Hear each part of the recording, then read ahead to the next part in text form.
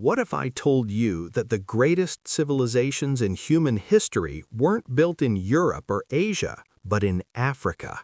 That while the rest of the world was still learning to farm, African kingdoms were building astronomical observatories, performing complex surgery, and creating mathematical systems that wouldn't be rediscovered in Europe for another 1,000 years? Africa is the birthplace of humanity. Every person alive today can trace their ancestry back to this continent. But somewhere along the way, the narrative changed. Ancient Africa became a forgotten chapter in the story of human achievement. The pyramids were attributed to aliens. The great stone cities were claimed by colonizers. The astronomical knowledge was dismissed as coincidence. But the truth is far more extraordinary than any myth. From the banks of the Nile to the forests of West Africa, from the highlands of Ethiopia to the deserts of Mali, ancient African civilizations achieved wonders that still baffle modern scientists. They built structures that have survived millennia. They created art that speaks across centuries. They developed philosophies, technologies, and systems of governance that influence the entire world.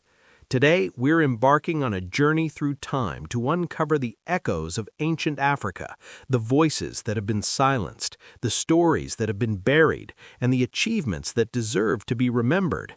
This isn't just African history, this is human history, and it's time we listen to what the ancestors have been trying to tell us all along. Are you ready to discover what's been hidden in plain sight? Then let's begin. Everyone knows about ancient Egypt, but what most people don't know is that Egypt learned from someone else. Long before the famous pyramids of Giza, there was another civilization to the south, in what is now Sudan, the Kingdom of Kush. And for a brief but extraordinary period in history, Kush didn't just rival Egypt, it conquered it. Around 750 BCE, Kushite King P launched a military campaign that would change the ancient world. He marched north and conquered all of Egypt, establishing the 25th dynasty, known as the Black Pharaohs.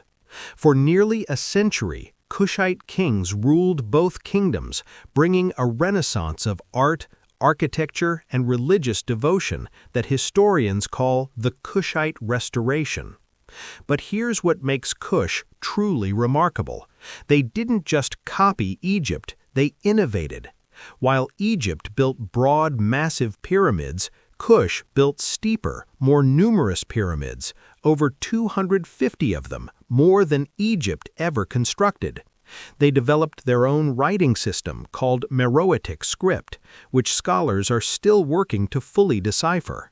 They were master iron workers at a time when iron was more valuable than gold, and their metalworking techniques were so advanced that some researchers believe they may have influenced ironworking across the entire continent. The capital city of Meroe was a center of industry and learning. Archaeologists have found evidence of massive iron smelting operations, so extensive that the slag heaps are still visible today.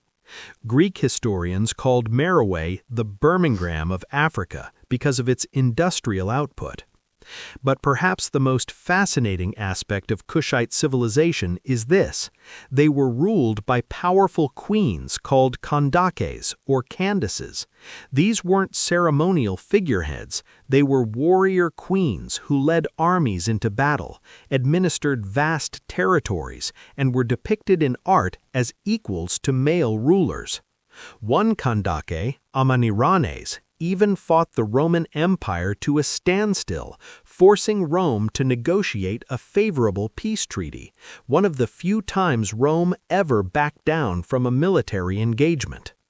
The Kingdom of Kush thrived for over 1,000 years before declining around 350 CE, but its influence echoes through history, in the iron-working traditions of Africa, in the architectural styles that spread south, and in the very DNA of the region's people. Imagine a stone circle older than Stonehenge, built in the middle of the Sahara Desert, precisely aligned to track the stars and predict the summer solstice.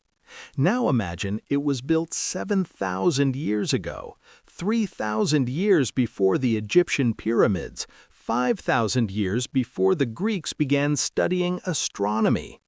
This isn't imagination, it's Nabta Playa, and it's real. Located in southern Egypt, Nabta Playa was once a lake surrounded by a thriving Neolithic community. These ancient Africans weren't just hunters and gatherers, they were sophisticated astronomers. The stone circle they constructed is aligned to the cardinal directions with remarkable precision. Certain stones mark the summer solstice sunrise, crucial for predicting the annual monsoon that would refill their lake. But it gets even more incredible. In 1998, researchers discovered that some of the stones align with specific stars, Sirius, Orion's belt, and other celestial markers that would have been visible 7,000 years ago. This means these ancient people understood precession, the wobble of Earth's axis that causes the night sky to shift over millennia.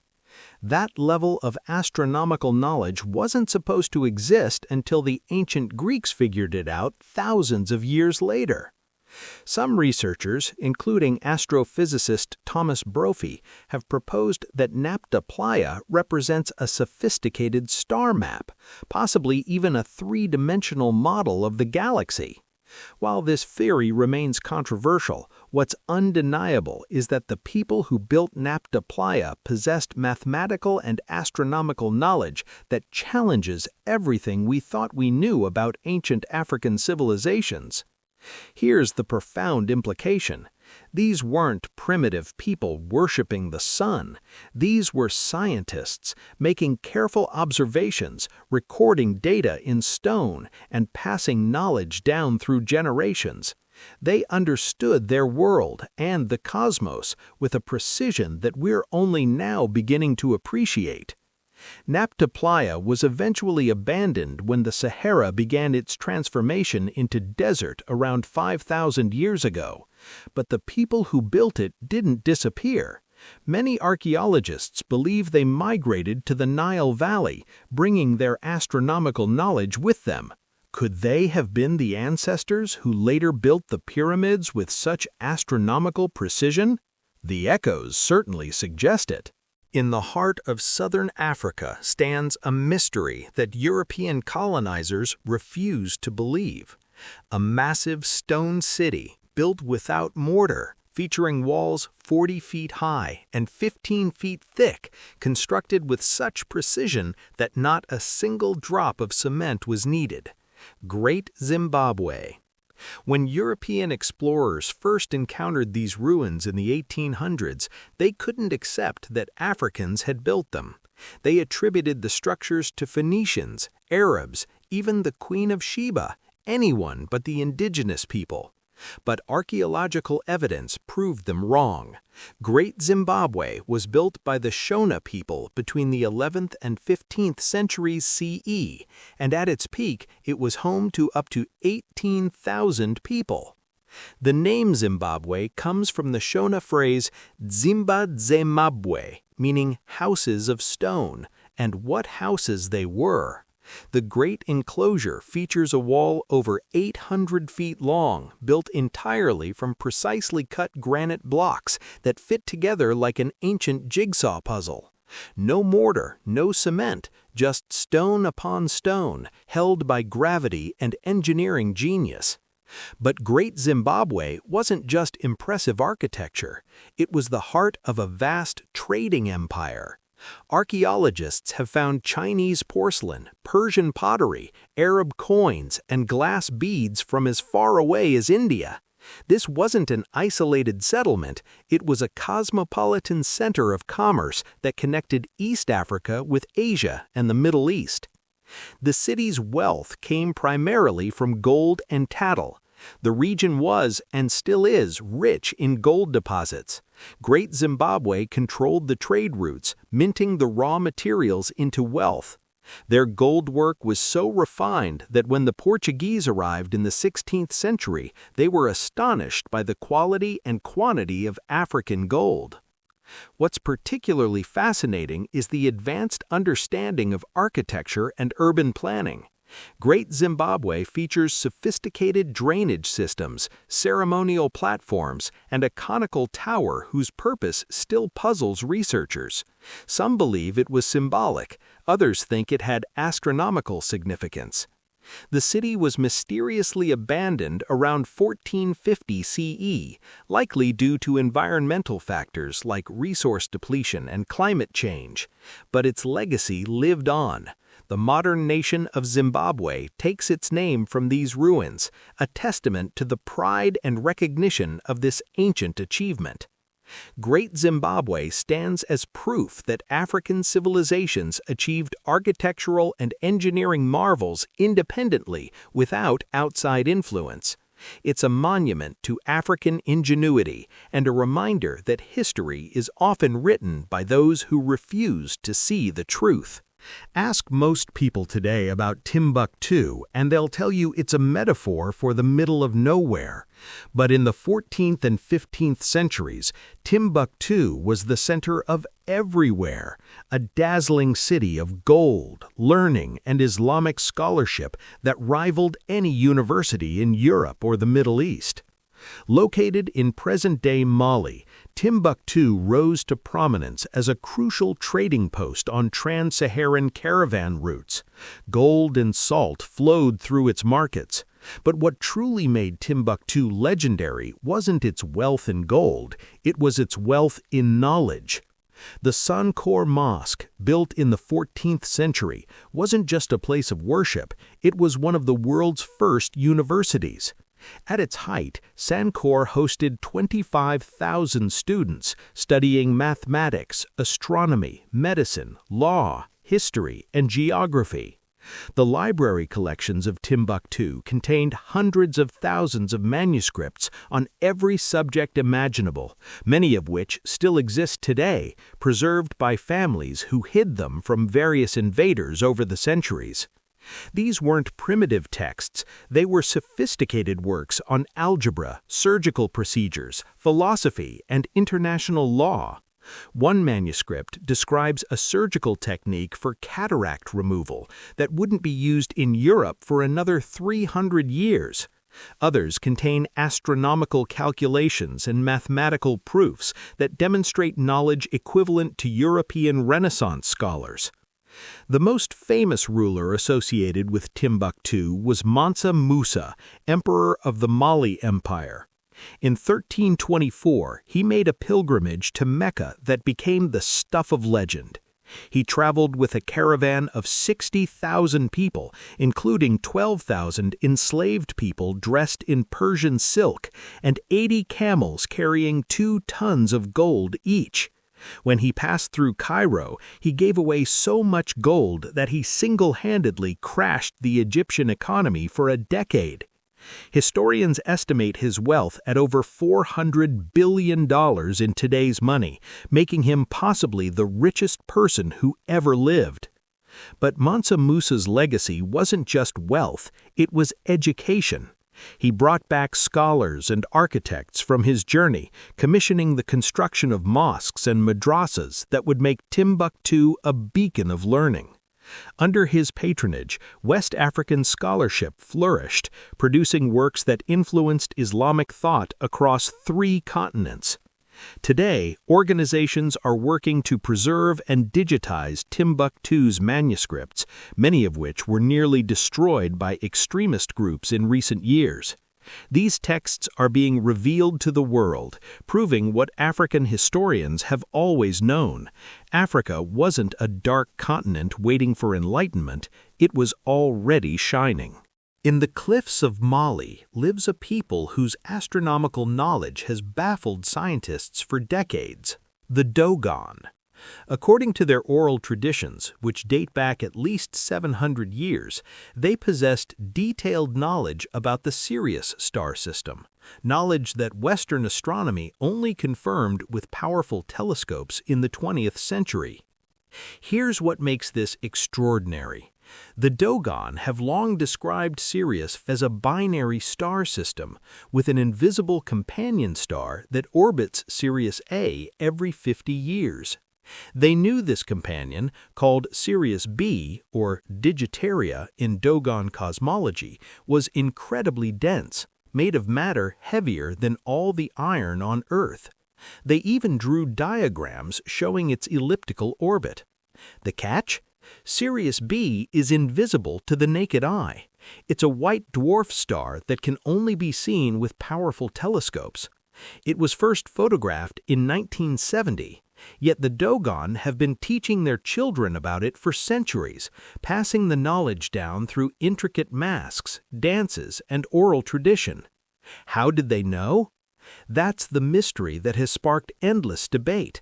Some researchers propose ancient contact with advanced civilizations, either from other parts of the world or, more fancifully, from elsewhere entirely. Others suggest that earlier African astronomers possessed telescopic technology that was lost. Skeptics argue the knowledge could have been introduced by European anthropologists in the early 20th century. But here's what we know for certain. The Dogon possess a sophisticated cosmological system that includes accurate descriptions of Saturn's rings, Jupiter's moons, and the spiral structure of the Milky Way. Their creation mythology describes the universe expanding from a central point, remarkably similar to modern Big Bang cosmology. And their calendar system tracks multiple celestial cycles with impressive accuracy. Whether this knowledge came from ancient observation, cultural transmission, or something we don't yet understand, one thing is clear. The Dogon preserved astronomical wisdom that deserves serious scholarly attention. They remind us that traditional knowledge systems often contain truths that modern science is only beginning to validate. The Dogon continue to live in their ancestral homeland, maintaining their traditions while facing the pressures of modernization. Their masked dances, which encode astronomical information, are now recognized by UNESCO as intangible cultural heritage. The echoes of their ancient knowledge continue to resonate, challenging our assumptions about who possessed scientific knowledge and when. In the highlands of Ethiopia stands a city that once challenged Rome itself. Aksum, the heart of an empire so powerful that it was considered one of the four great powers of the ancient world, alongside Rome, Persia, and China. The Aksumite Empire, which flourished from roughly 100 to 940 CE, was a technological and architectural marvel. They erected massive stone obelisks, the largest of which, at 90 feet tall and weighing 500 tons, is the largest single piece of stone ever successfully erected in the ancient world. How they moved and raised these monoliths without modern machinery remains a subject of engineering fascination. But Aksum's achievements went far beyond impressive monuments. They developed their own written language, Ge'ez, which is still used in Ethiopian Orthodox Christian liturgy today. They minted their own coins, some of the first in Africa to feature the Christian cross, after King Ezana converted in the 4th century, making Ethiopia one of the earliest Christian nations in the world. The empire's wealth came from its strategic position controlling trade routes between Africa, Arabia, and India. Aksumite merchants traded ivory, gold, emeralds, and frankincense. Their naval power was so formidable that an Aksumite king conquered parts of southern Arabia, establishing colonies across the Red Sea. One of the most intriguing legends associated with Aksum is the claim that the city houses the Ark of the Covenant, the sacred chest described in the Hebrew Bible that held the 10 Commandments. According to Ethiopian tradition, the Ark was brought to Aksum by Menelik I, son of the Queen of Sheba and King Solomon. It supposedly resides in the Church of Our Lady Mary of Zion, guarded by a single monk who dedicates his entire life to its protection. No one else is allowed to see it. Whether the Ark is truly there or not, the tradition speaks to Aksum's deep historical connections with ancient Judaism and Christianity, and its role as a preserver of religious and cultural heritage. The Aksumite Empire eventually declined, partly due to the rise of Islam, which shifted trade routes, and partly due to environmental factors.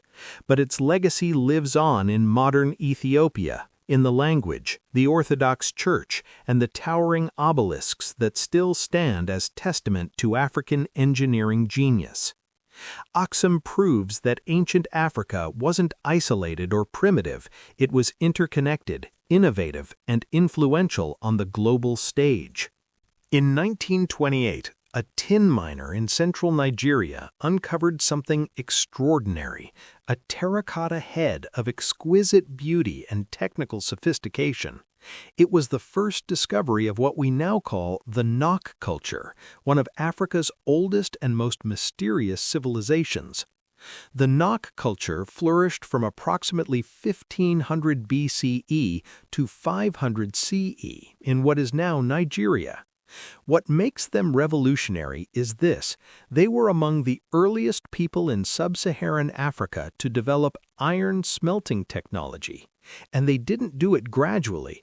Archaeological evidence suggests they skipped the Bronze Age entirely, jumping directly from stone tools to iron implements around 1000 BCE. This is extraordinary because iron smelting requires sophisticated knowledge of metallurgy, furnace design, and temperature control. The Nok people mastered these techniques independently, without influence from the Mediterranean world or the Middle East.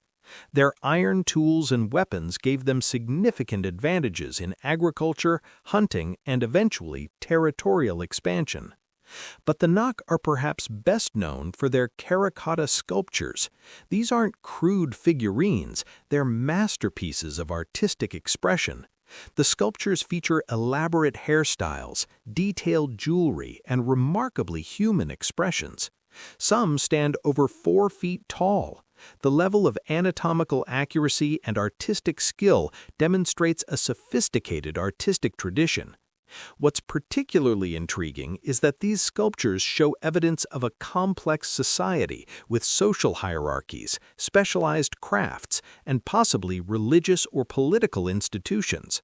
Some figures wear elaborate regalia suggesting leadership roles. Others depict everyday people, farmers, warriors, even people suffering from diseases that modern doctors can identify from the sculptural details. The Nok culture mysteriously declined around 500 CE, and we still don't fully understand why. Environmental changes, warfare, or disease could have played roles. What we do know is that their ironworking technology and possibly their artistic traditions influenced later West African civilizations, including the Ife and Benin kingdoms, which would create some of the world's finest bronze sculptures. The discovery of the Nok culture revolutionized our understanding of African technological development. It proved that sub-Saharan Africa developed metallurgy independently and early.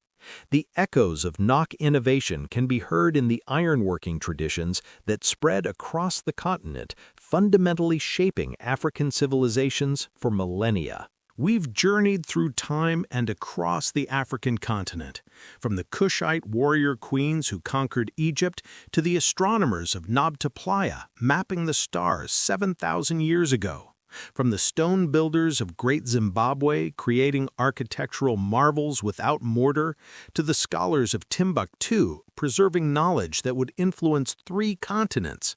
From the Dogon's mysterious cosmic wisdom to the Aksumite Empire that rivaled Rome to the Iron Masters of Nok who revolutionized African technology. These aren't myths, these aren't exaggerations, these are documented historical facts that challenge the narrative we've been taught about Africa's past. For too long, Africa has been portrayed as a continent without history, waiting to be discovered and civilized by outsiders. But the evidence tells a different story, one of innovation, sophistication, and achievement that matches or exceeds civilizations anywhere else in the ancient world. So why don't more people know these stories? Part of it is the legacy of colonialism, which systematically erased and diminished African achievements to justify exploitation. Part of it is archaeological neglect. Many African sites remain understudied and underfunded. And part of it is simply that history is written by the powerful, and for centuries Africa's voice was silenced. But the echoes remain. They persist in the DNA of modern Africans who carry the legacy of these great civilizations. They persist in the architectural techniques still used by traditional builders. They persist in the astronomical knowledge preserved in oral traditions. They persist in the very soil of Africa, where new discoveries are made every year, rewriting what we thought we knew. Here's what these echoes teach us. Human achievement knows no boundaries of race or geography. Intelligence, creativity, and innovation are universal human traits. Every culture, given the right circumstances, can produce marvels.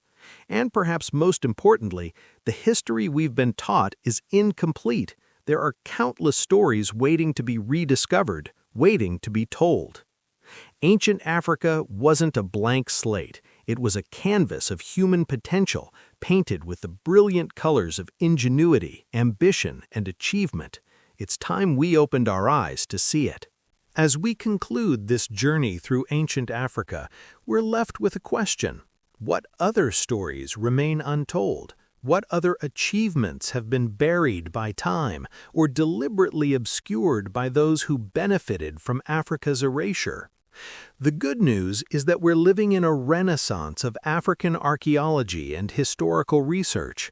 New technologies like LiDAR are revealing hidden cities beneath the jungle canopy.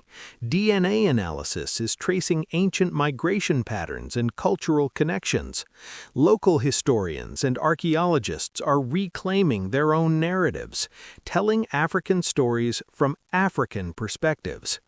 Every year brings new discoveries. In 2019, archaeologists found evidence of stone tools in Algeria dating back 2.4 million years, pushing back the timeline of human tool use.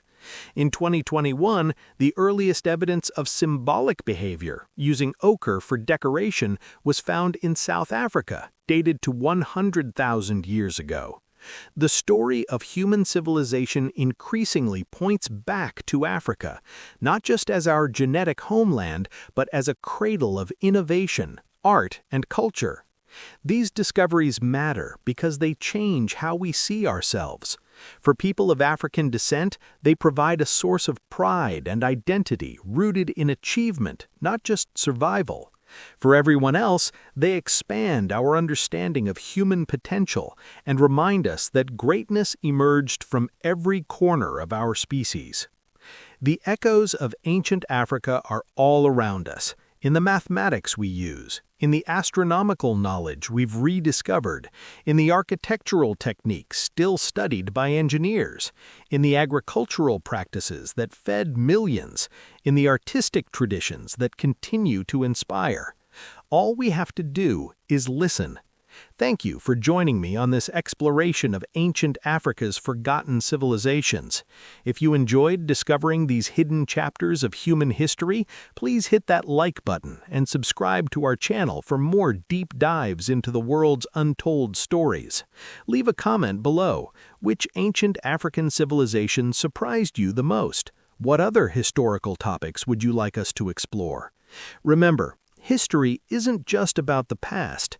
It's about understanding who we are and who we can become. And the ancestors are always speaking. We just have to listen to their echoes. Until next time, keep exploring, keep questioning, and never stop seeking the truth.